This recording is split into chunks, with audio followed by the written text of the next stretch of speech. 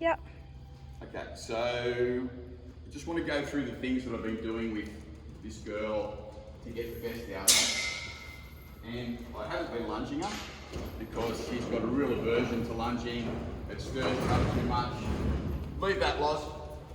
And I'm trying to keep it as calm as I can. That's been from the very beginning. I just thought that I found that lunging is too much for her. So working in hand is what I've been doing to get her ready to ride. So just walking around here now, making sure that she's between my leg and my hand, the leg being the whip at the moment as she walks around this small circle, and moving onto the outside rein, making sure that she's always stepping underneath herself with that inside hind leg and stepping into the outside rein.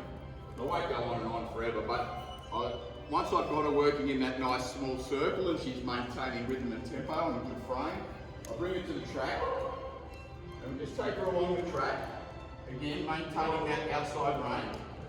And every 5 or 10 metres or so, just taking her on a small circle, keeping her into the outside rein, keeping her stepping underneath herself, and maintaining a nice frame, rhythm and tempo, and then on again.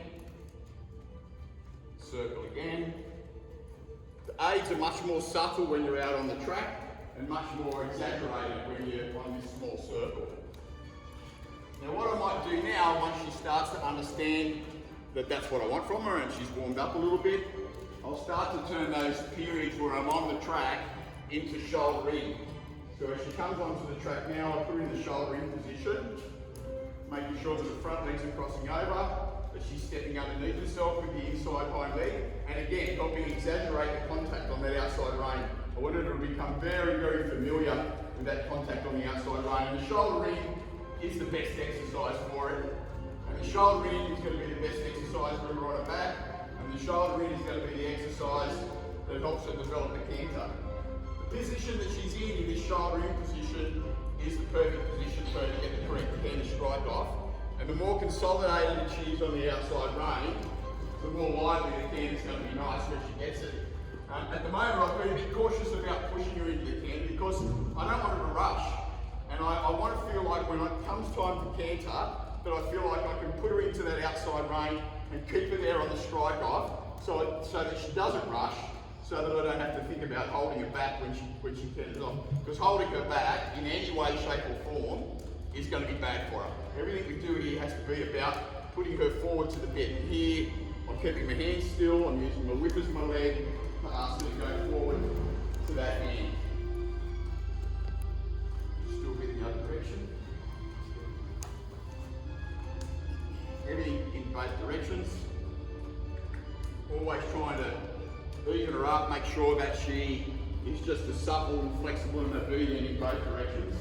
Again, here, really important that she's moving forward into that outside rein, because she could have a tendency to go sideways if you take too much contact on the bit. So I want to make sure that as we go along here, I soften that outside rein enough to give her the opportunity to step into it, to actually seek the contact herself. So I'm going to go straight to shoulder in this direction to save some time. And she's crossing over nicely with those front legs, stepping into that outside rein. Not as consistent as I'd like it to be, but not too bad.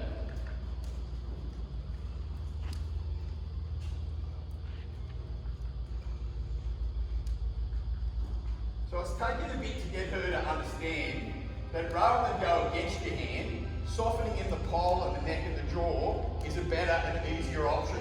And that's been the whole job with this horse, really. Most of what I've done to this point has been about fixing her, fixing the problems that she had. I feel like now she's really in a position where she can start to go on with her education. I'd love to do that.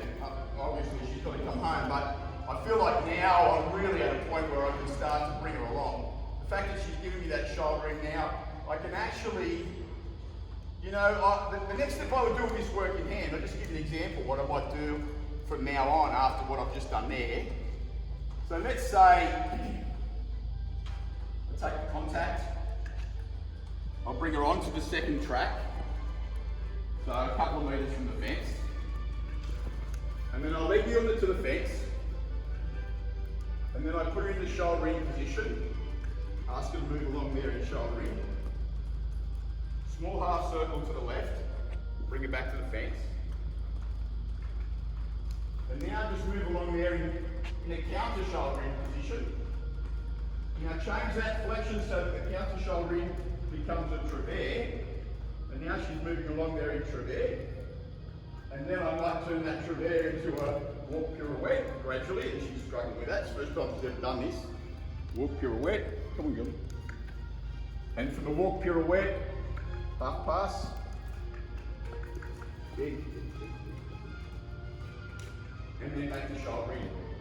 And that'd be the sort of thing that I'd be doing with it now until I made that little routine very, very clear and precise. That'll help her develop even better that understanding of the outside rein, the rhythm and tempo, the calmness that she's now started to develop. Okay, so I'm going to get on now. I'll just grab my helmet.